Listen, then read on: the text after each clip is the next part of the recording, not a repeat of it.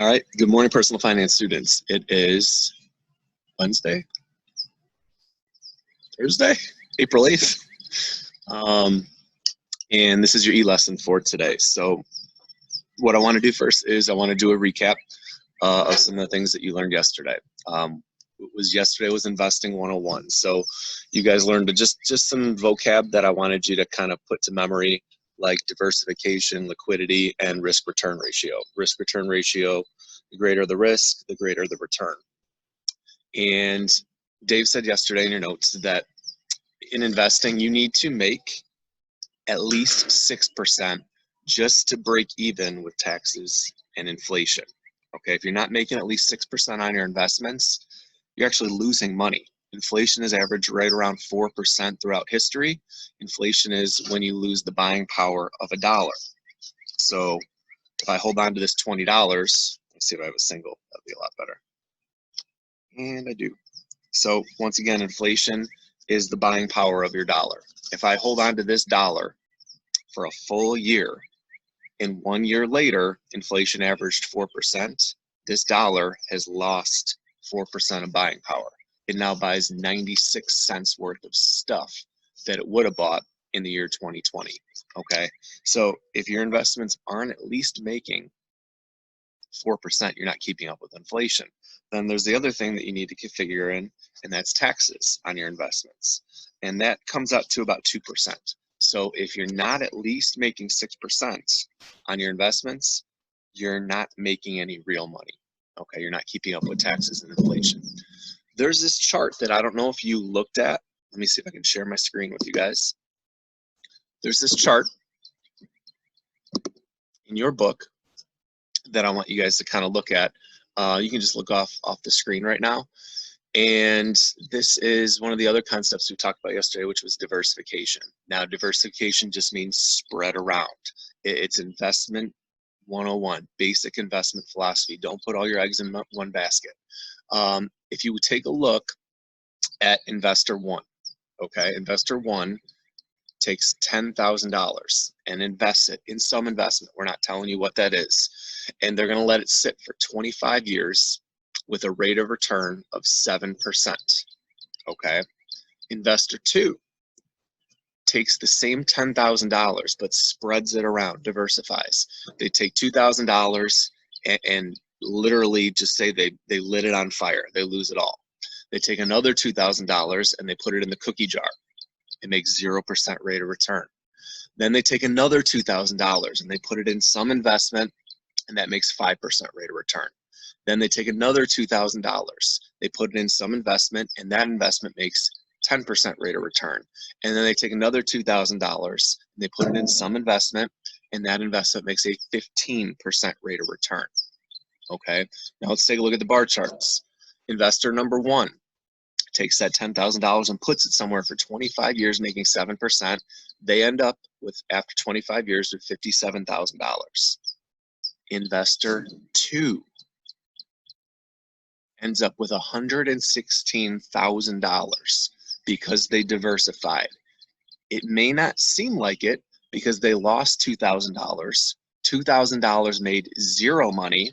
$2,000 made a 5% rate of return, which is garbage. And then $2,000 made 10%, which is decent. And $2,000 made 15%, which is really good. And it may not seem like it, but investor two beats investor number one. Why? Because they diversified, they spread around their investments. Now, not all of your investments are always going to hit, just like investor number two. You may lose some money. That's why it's important to not put all your money in one spot or two spots. Heck, I don't even want you to put it in 5 spots. I'd like you to put it in 800, 1,000 different spots. That seems kind of crazy. It was time to put money in 800 or 1,000 different places. I'm going to show you how to do that. And tomorrow, I believe we're going to get to that. Okay, so that being said, let me go back to full screen, I think. That being said, I wanted to show you that chart because that illustrates a very important principle in investing called diversification. Now, today, we're going to cover a couple investments. We're going to teach you about some investments today. Those investments are CDs, money market accounts, which we've lightly talked about, single stock investing, bonds, and I think that'll probably wrap it up for today. So let's start with CDs, okay? CDs sound very, very fancy. They are not. CDs are hot garbage. But we need to know how they work and why they're hot garbage. And if your parents have any CDs, you guys can start having these talks with your parents. Hey, we're starting to learn about investing in personal finance. You know, mom, dad, do you have any what kind of investments do you have? I'm trying to learn this stuff. And if your parents have CDs, maybe after today, maybe teach them why they might want to get out of CDs. Okay, they sound very impressive. I've got my money in CDs. They're not. I would never, ever, ever recommend that you put your money in CDs. I don't have any money in CDs, and I don't think you should either. But we do need to know how they work. So first off, a CD stands for Certificate of Deposit. They don't do this anymore, but you used to go to the bank and you used to give them money, and they gave you a certificate, a piece of paper, okay, that says you made a deposit. That's it, okay? And how a CD works is, let's say you give them $10,000. You open up a $10,000 CD. You give the bank $10,000. They give you a little piece of paper, or you have an online account, and they get to hold on, the bank gets to hold on to your $10,000 for a time period that you designate when you sign up for the CD. It may be 6 months, it may be 12 months, 18 months, 24 months, 60 months. You kind of choose the time frame. And they get to keep your $10,000 for that time frame. And while they are keeping it, they send you interest for letting them hold on to your money. Now the interest is very, very low. We're talking 1-2%. Obviously, that's not a good rate of return. So number one, CDs are not good investments because they make a very, very low rate of return. You're not keeping up with taxes and inflation. You're not even meeting that 6% threshold to actually make some real money. So number one, not a good investment because the rate of return is low. Number two, remember this word from yesterday, liquidity? CDs are not liquid, meaning this.